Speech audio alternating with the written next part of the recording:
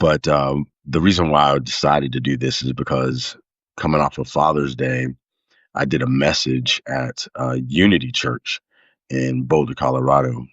And I've never spoken at a Unity Church before.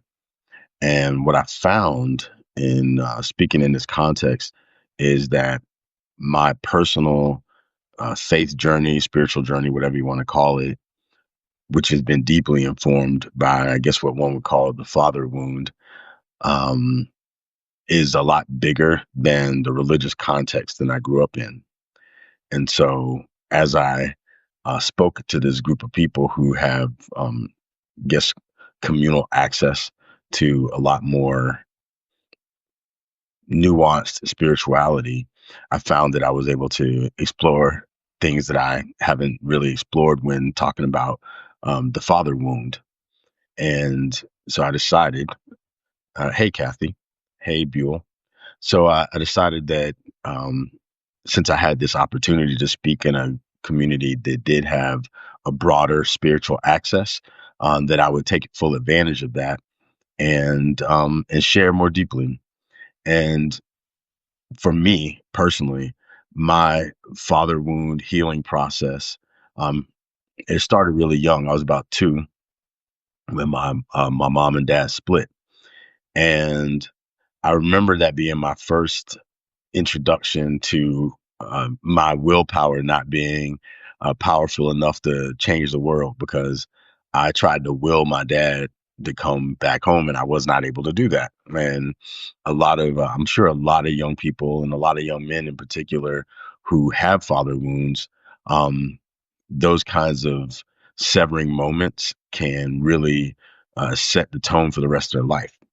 I was fortunate in that uh, the first person I decided to project onto a father figure was happened to be the stories I heard about Jesus.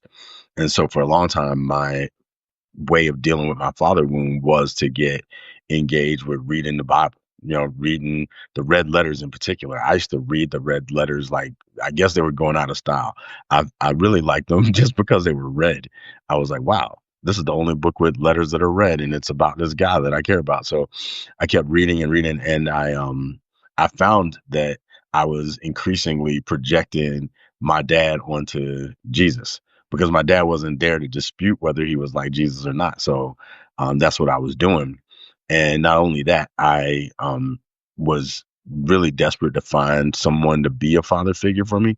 And I used to literally go up to people and just ask them, like, ask guys, like, hey, do you have any kids? And if they said no, I'm like, do you want a son? And I was trying to basically sell myself as a son to random men that I would just meet in different places. And a lot of times they guys would just look at me like I was crazy. Sometimes they would laugh. Sometimes they would say, "What's your mom look like?" But it was how I was handling things. But I also grew up in a context where there were not a lot of dads around for a variety of reasons. Largely in some people's cases, it was the war on drugs and things like that that took a lot of dads away. In my case, it was another woman that took my dad away. But that kind of wound and that desire to have uh, a father figure, yeah, I think is really pervasive, and we see it playing out on our social and national landscape. I really think that a lot of these guys out here who are following all these dudes in the manosphere, they are trying to find a father figure. They still have a daddy wound that they haven't healed, and they are finding very toxic ways of being able to engage with that emptiness that they feel for not having a dad or a dad that lived up to whatever projection they put onto a father. One of the things I realized probably when I was about 15 years old is when I realized that I was projecting onto my dad and it wasn't really his responsibility to be what I imagined him to be. And I came to that awareness because one day I was talking about talking about my dad to some uh, guys, and they were like, "Man, you don't have a daddy. I ain't never seen your dad before. You always talk about your dad, but I don't think you have a dad." And they were just kind of joking me. And I saw this guy drive by, and I could have sworn it was my dad. And I was like, "Oh my God, that's my dad right there." And they were like, "You lying?" And I said, "No, that is my dad." And I started running down the street, chasing this car, thinking it was my dad. And then this car turns down the street, turns onto my street. I'm like, oh my God, it is my dad. And he's driving a black Mustang. And I'm like in my mind imagining that other kids are gonna see my dad and be like, yo, this guy really does have a dad. And this guy pulls into my driveway, my family's driveway. And then I'm like 100% sure it's my dad. And he's knocking on the door. And from the back, he actually looks like my dad. But when he turns around, he doesn't look exactly like my dad, but he looks similar to my dad. How freaky is that? And I look at him, I go, Dad? Because something didn't look right. And then he goes, No. And then he goes, I'm looking for Pedro Silva. And I'm like, I'm Pedro Silva. He said, No, an adult. So he was looking for my dad.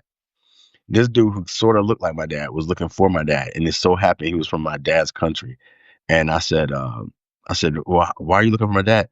And he said, oh, he bought a Kirby vacuum cleaner like 13 years ago, and I wanted to check in on him to see if he still wanted a new Kirby vacuum cleaner. And I was like, flummoxed, if that's the word that I could use. And when my mom and dad split up, the only thing my dad took was that stinking Kirby vacuum cleaner. And this guy was from my dad's country, and I guess like 13 years ago, he sold my dad this vacuum cleaner. And I was so hurt that this dude wasn't my dad. And I thought to ask him, well, do you want to be my dad? Because he's gone. And then I had this reconciliation. I said, man, hold on. I've been spending a lot of time wanting somebody to be my dad. And for a while, I had a crazy stepdad, abusive pastor stepdad, which was not a good bargain. So I was still dealing with that at 15. And then I got really angry at my dad for not being the person that I wanted him to be. And then something said, you know what? You're the one who has been projecting this on this guy. You're the one that's been, fantasizing about a father figure all your life and projecting onto Jesus and all these other things. That like you own that projection. And it was you that was running down the street screaming, Dad, Dad, Dad. And meanwhile, your real dad does not know that this is even happening. And he doesn't know you're mad at him either. And it's not affecting anything. And in that moment, I decided to stop. And when I did, something happened to me. I became my own father figure, essentially. And I had been doing it all the years before, but I definitely became conscious of that role that I chose to play for myself. And everything around me changed. Kids who used to pick on me stopped picking on me. Like, all of a sudden I became somewhat like an authority in my community and all these things because I was embodying the father energy. I didn't realize that till about 30 years later, but I was embodying this father energy, and there was so many people who were longing for it that I became, for lack of a better word, attracted to people. But I didn't want to be that for people. I wanted to help people find that in themselves. And so if you're up here today, if you see this video later, uh, all of us, unless you have the perfect father, many of us have father wounds. And from those father wounds, we project a lot of things onto the world and onto other people. We have mother wounds too, but we're talking about fathers today. Uh, and out of those projections, we create a world, and that world is not always pretty. But what would it be like if we took responsibility for those projections?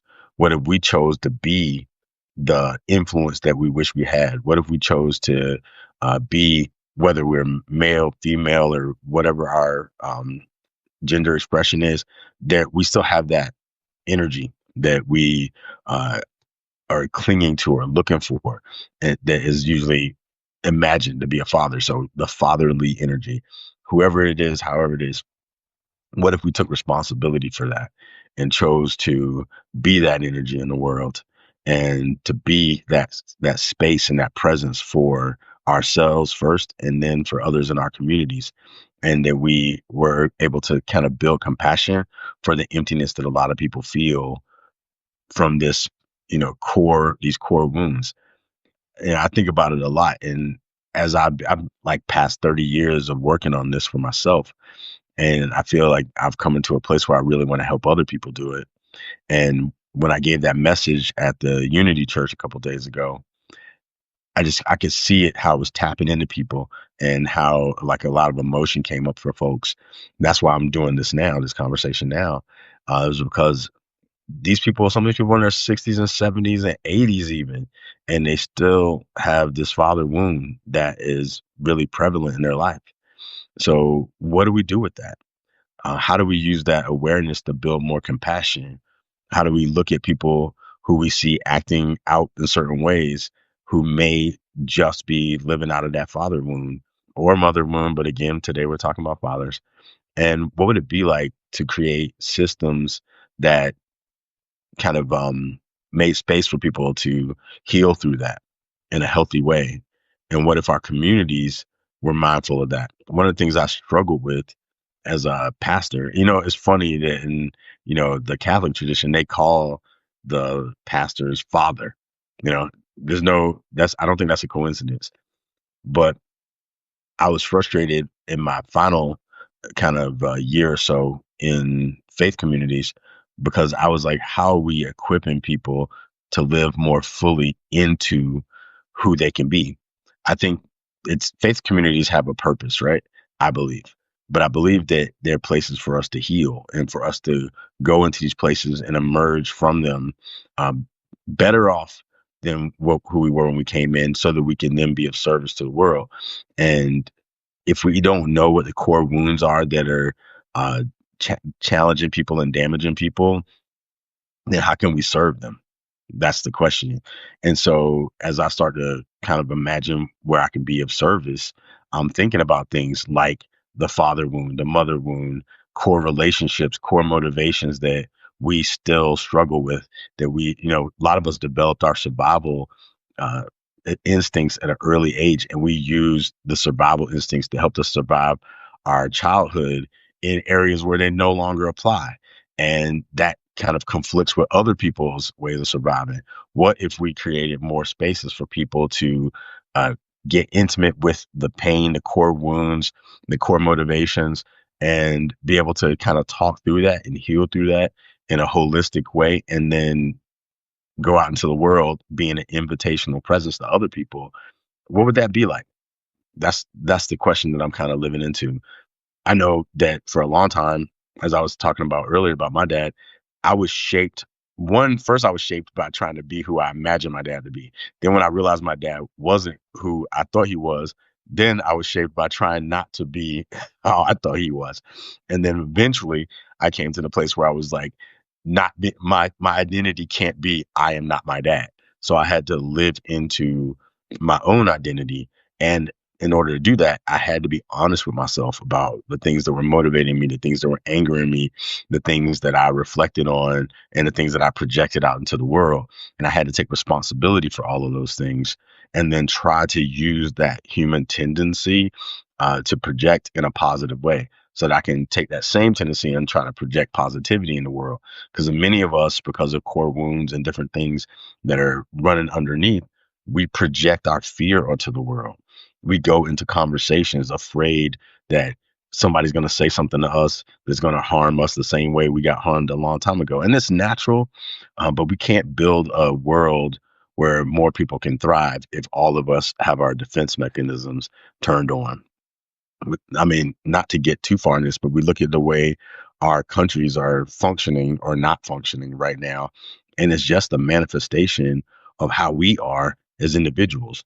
All of us have, not all of us, but very many of us have our defenses up 90% of the time. We get into conversations and we're waiting for something to happen. And what if we didn't show up that way? What if we came into conversations curious? What if we came in with compassion and when we saw people exhibiting certain behaviors, because we were intimate enough with our own internal working, we can be able to say, hey, I know that I've come from this place and healed through it. Then I can listen to that person and be able to help usher them more fully into presence. I'll tell you example. I was at a vigil some years back, and it was a combined vigil both for unarmed black people who had been killed by the police, but it was also a joint vigil because there was someone who had killed a bunch of police officers, I think in Texas, in retaliation. And so we were holding a joint space. And that was a tender, intense situation. But there was one white guy that came in and he felt it was his calling, I guess, to every time they named an unarmed black person who had been harmed by the police, this guy would yell out like thug, gangster. And he would say some stupid things. And I was watching this guy and I said, man, this guy's terrified right now. and he is acting out this way because of out of his fear. And so I said, listen, sir, this is a joint vigil. My invitation to you is to be quiet when you hear names that you have some feelings for in honor to other people here. And then when we get to the stage where we're um, lifting up candles for the police officers, then you can, say what you have to say then, you know, and, but he couldn't stop himself. So then again, I said, sir, listen, I know you're scared right now. I know you're afraid, and this is why you're acting this way. And we went through this about 3 times until finally he said, why do you keep saying I'm afraid? I'm not afraid. And I said, I'm saying you're afraid because I've been afraid before. And when I was, my face looked just like your face. And as soon as I said that, you could see like this whole veneer fall off of this guy. And he got quiet, and then he never said another thing. And then at the end, he actually sat with some students from the local college and had a conversation with them. I don't know what happened afterwards, but I know that had I not been present with my own challenges and my own fears and witnessed them and how they shaped me and then worked with them, I would not have been able to honestly recognize it in him. And I wouldn't have been able to invite him into something different. And a lot of us, unfortunately, have not been able to get ourselves to do the work. A lot of us are still hurting, and rightly so. But there's healing available. Just like how we say that hurt people, heal people can heal people. Not with magical powers or anything like that, but just with presence, just being able to be with people and say, I know what it's like to, in this case, have a father wound, and still be working on it at creeping on 50 years old. But I've done a lot of work in that area. And so I can hold that space with you as you work through yours. But if we haven't worked on ours, what the heck are we going to do for anybody else? You can't give somebody what you don't have.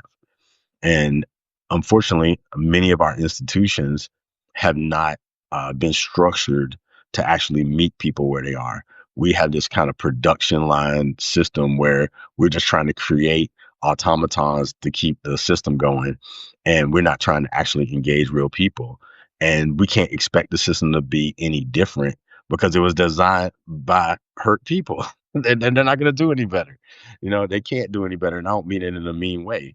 But those of us who choose to be healed and to become whole and to look at the wounds and to work with them, we can create better systems. One of my favorite quotes is from this guy named Buckminster Fuller, who says, you can't change things by fighting the existing reality. You have to create a new reality that makes the old system obsolete. And many of us don't, I don't know if we even think of that. I hope that those of you who are on here now um, can kind of take that to heart, and we can kind of spread that word to people that we can create new things. We can create new communities, new systems that are emerging out of our wholeness and not out of our fear and our defensiveness and our open wounds that are still bleeding all over the place you know um yeah, I know I'm going to continue to work on this father piece. When I got invited to speak, this church actually, or this faith community or spiritual center, had asked me to speak several times before, but because I wasn't from their tradition, I just had said no. But when they asked me to speak for Father's Day, I said yes because I took it as the universe like supporting me in my own journey, and also being a father and really trying to be a partner in my children's becoming. I thought that it would be a good opportunity to kind of unearth some things that maybe I wouldn't have thought about if I hadn't had that invitation. So that's why I said yes to it. And now that I have, I know that I can have to continue to do some more work in that space. So for those of you who are up here, I see Sharon says speak.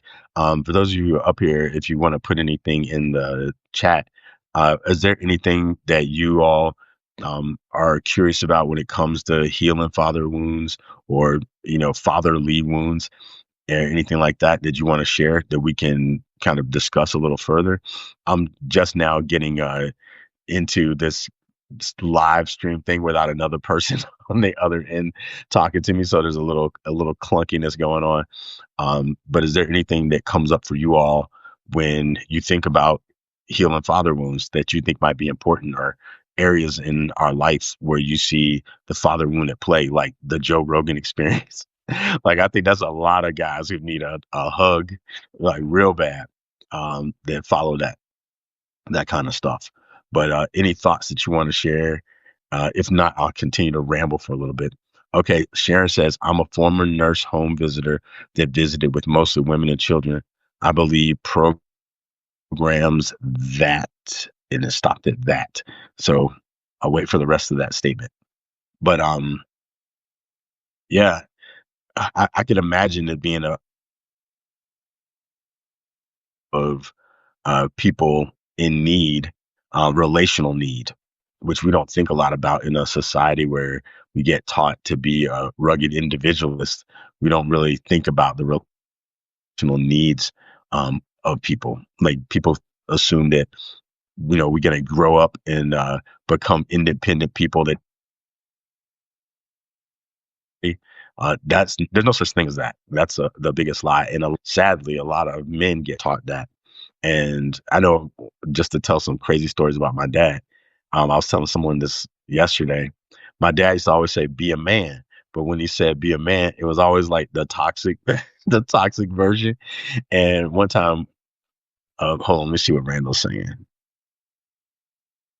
Okay, let me finish with Sharon's and then I'll come back to my dad's crazy story. She said, oops. So, going back, I believe programs that provide services to men and youth are important. Many programs are not created to serve the needs of men. What is your opinion about that? Absolutely. I think because of what I was saying a minute ago about this illusion of rugged individualism and men trying to be manly men who don't need anybody, I think that a lot of men don't allow themselves to be vulnerable enough to admit that they need help or to admit that they need services. I used to be that way, honestly.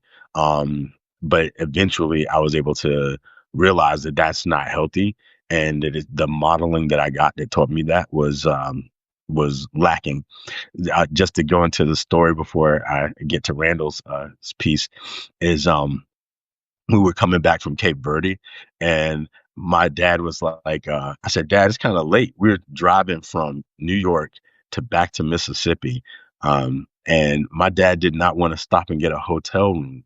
And I said, Dad, it's kind of late. We should take a rest or something before we try to drive straight from the airport to Mississippi coming back from Africa. And this guy is like, be a man. I'm like, what the heck? And then he says, I'll drive, then you can sleep, and then you'll drive, and I can sleep, or whatever the case may be. And I'm like, all right, well, we can give it a shot. And then this dude is driving and he keeps talking to me. And I'm like, he told me he wanted me to sleep and while he drove, but he's talking to me the whole time. And then he's like, okay, I'm getting tired. It's your turn to drive. And I said, Dad, uh, I understand that you think that we can make it without stopping, but listen, you were talking to me. Now I didn't sleep. Now it's my turn to drive. And, he said, well, I'll just stay awake and talk to you and keep you awake, which is defeating the purpose, right? So then I start driving. I look over. This dude's leaning over to the side, knocked out. Not too many. I don't know how many minutes passed later, but I also fell asleep driving and crashed his new truck.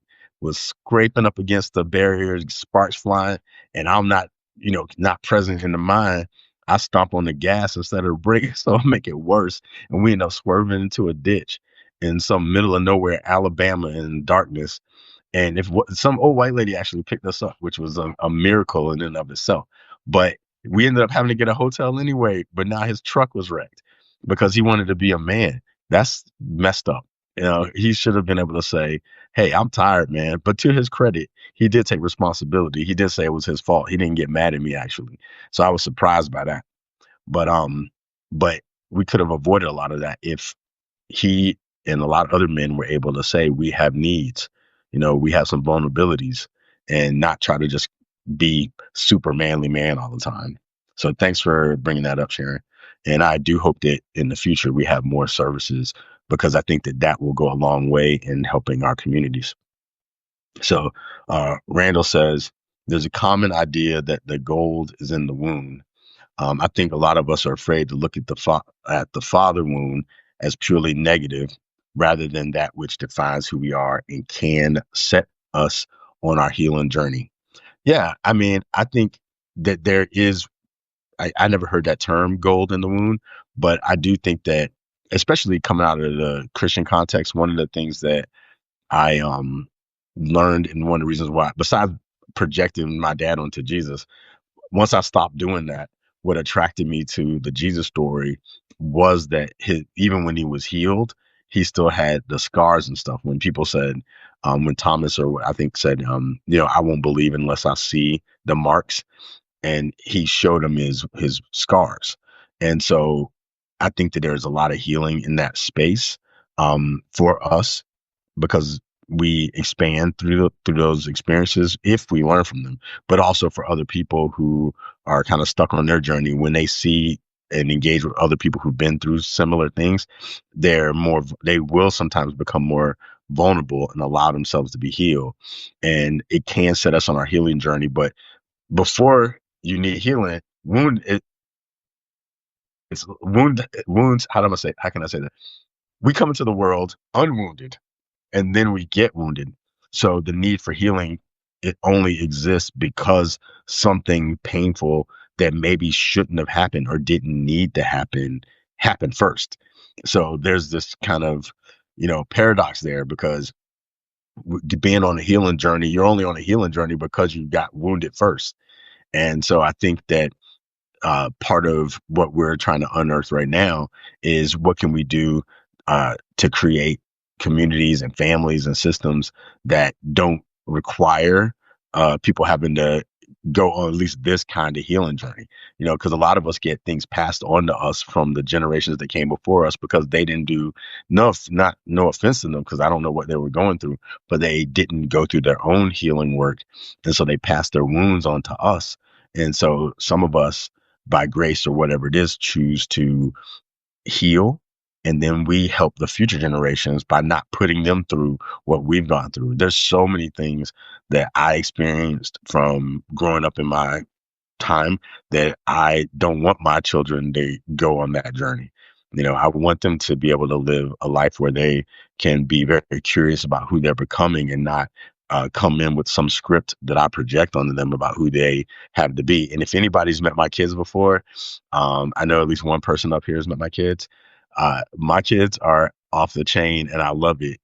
They exhaust me in all the right ways, because they are constantly in the, and I don't try to be a roadblock to their becoming. I try to stay curious and ask them, like, why is this? Why do you want to do this? Like last night, my daughter slept in a cardboard box. I don't know why she wanted to sleep in a cardboard box, but it was very important to her to sleep in a cardboard box last night. And so I helped her set up her cardboard box, and she slept in the loft in a cardboard box. Why? I don't know. I don't know what it means. I know that this is a part of her journey. It's something that she's working through. Whether it's for joy, for fun, exploration, I have no idea. But I don't want. I know that if I said no, you're gonna sleep in a cardboard box, blah, blah, and I like made it bad or wrong for some reason, I would then be wounding her needlessly, but then I'd be setting her on a healing journey. But I don't want to put her on that healing journey. I want her to have I mean, at least as little as possible for me. Of course, I'm gonna make a lot of mistakes, because I don't know what I'm doing as a father, but I know what I'm trying not to do is perpetuate the harm that I experienced, and try to give them a better opportunity to navigate life. So, but yeah, thanks for, bringing that up, Randall. Yeah, yeah, that came up twice. Oh, Sharon said, we need to collaborate and leverage various systems, to better serve our people. I'm concerned about the budgetary cuts and assaults on upon such programs, but it is doable. Yeah, I'm also concerned about that. Um, and you know, sometimes the resources that come from a certain system, they come with strings attached, and sometimes I think that when people who come with, give us things with strings attached, they're doing us a favor down the road by taking those strings away, and allowing us to kind of figure out how to be what we can be for each other. That's I know that in the bridging movement where I was, doing a lot of work for some years, there was a grant that, I mean, excuse me, there was a program coming out called the Building Civic Bridges Act, which was going to put a bunch of money into the bridging movement, which was basically bringing people together across differences. And that was a kind of awesome on one side, but on the other side, I was like, okay, what strings are going to come with this? Because if we take this money from the government to be able to build bridges, but what if they don't build bridges the way they want us to build bridges? And then what if people get crazy sometimes when it comes to money. So I think that if the need is there and people value it, then a way will emerge. And the way can start with just doing things like this, like we're engaging with each other on Substack, right? There's other avenues where we can create out of our own abundance of healing and being a contribution and an invitational presence to people. And if we value it, then people will build it. And if they build it, it will work. So even though I'm concerned about it, I also don't think the system gives two blankety blanks about us because it wasn't designed to. You know, everything that it does that is of service is because people had to fight and they probably found some reason. No, I'm not trying to sound conspiratory, but I would imagine that it's not just purely out of benevolence, because if it was purely out of benevolence, we wouldn't have to fight so hard for some of the things that we have to fight for. So I'm hoping that in this season, many more of us start to kind of invite folks into our stories and that we share and open our hearts up to each other because of the need, because the government's not interested in doing their part. And then maybe when we start building these things ourselves, then the things that come in support will be built. It'll be designed by us, built by us. That's the kind of hope I have. So you say more often than not, our peeps don't know about or do not take advantage of services for families that are available. I mean, that's also like by design, because a lot of times they don't want us to know about those services. They might create them just for whatever reasons, but they don't put the information out there for people to get the information to know those services exist. I'll tell you some sad story. I was working with refugees in Georgia some years back. Somalian, Liberia, Kosovo, and some other areas, right? All Muslim. Now, here is a couple sad things I observed. One, the Kosovo refugees, they looked European, right? They're all Muslim, but they looked European. They had them in a completely different neighborhood that was nicer than the African Muslims from Liberia and Somalia and stuff. They were in a raggedy neighborhood that was kind of roach infested, and they had the European ones in a better neighborhood. That's wrong. Then there was a program that was to help them get lunch during the summers, and I was in charge of that. And the way they had it set up was they only gave us a certain number of meals based off of the number of kids that were signed up, but some kids could walk in. So we're given a certain number of meals, but no kids could share with each other. So if you had a bigger kid that was still hungry and a little kid that was full and they wanted to share their food, they wanted to share. We had the kids didn't eat separate. Then they would eliminate some of that food from our delivery the next day. That's terrible. And kids would be still hungry, and there would be food around, and I'd be like, I wasn't supposed to give it to the kids. And eventually I did it for about 5 or 6 days, and then I said, man, I'm not doing this. And so I started giving the kids food, and essentially I started going out inviting extra kids to come to it, and they could come if they wanted to. I got more food, then I distributed it, and then I had to basically calculate come up with some creative calculations for the food to explain why I needed so much food. And that's, I didn't want to have to do that. It was exhausting. I barely got paid any money. I was very tired, and I had to work all these extra hours so that they wouldn't take food away from the kids. But they didn't want and the people who were running it, they thought they were doing good, but they weren't, because they were operating that same like extractive system. So it was terrible. Let's see. Sharon said, for example, I've seen on IG this great program that is Black fathers, caregivers that take their children to the library. Oh yeah, I've seen that too. I think that's awesome. They're a support group for each other, and it promotes literacy. We can replicate such programs wherever we are. Absolutely, 100%. And it says we have to have people that serve as ministers of information to spread the word. Yep, absolutely. And there's some people that kind of take that on. And if we learn about things, we actually out here where I live, we have a group called the Chocolate Circle because there's not a lot of Black people here, and with the Chocolate Circle, we have a WhatsApp group, and we try to share information with each other. But a lot of times, folks are so kind of exhausted by life that they don't even engage as much as they could, and because they're just exhausted with rest of life. And even if you're giving them information to try to help their lives get better, a lot of times people can't take advantage of it because there's a different part of the brain that functions that helps people make those kinds of decisions. And a lot of times we're stuck in our amygdala, which is where our fight or flight responses come from.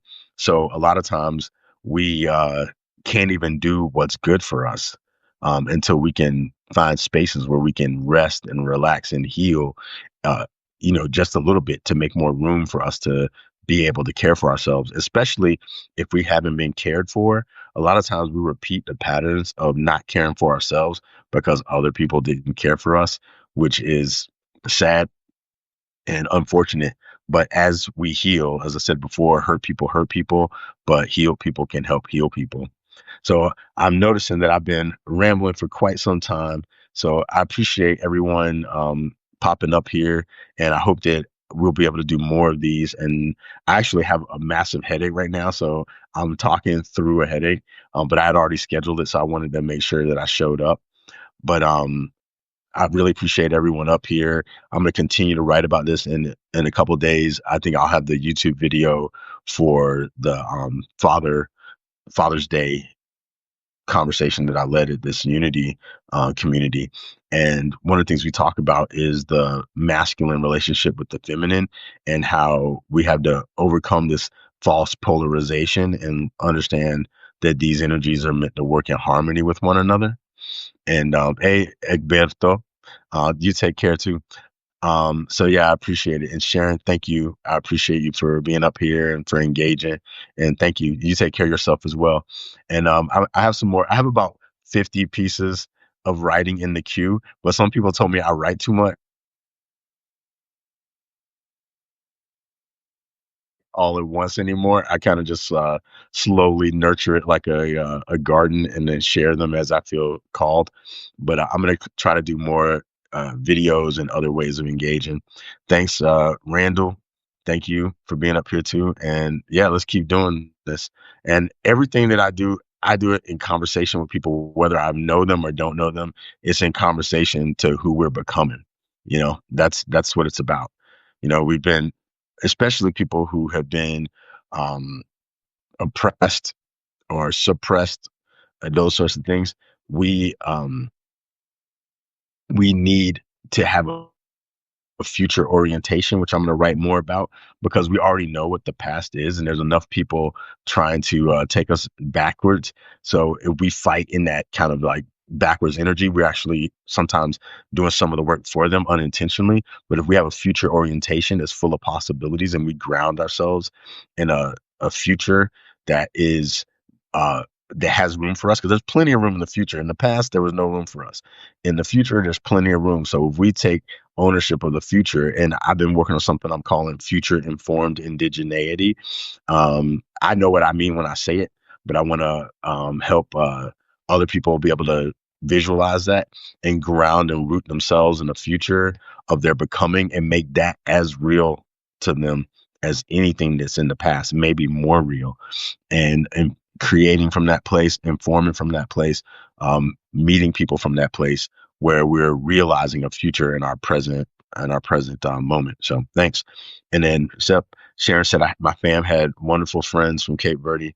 We're good global people and have the solutions we need. Yeah, we do. We have everything we need, except for we have to find the will and the way and to find each other. But appreciate you. And thanks everybody. Take care.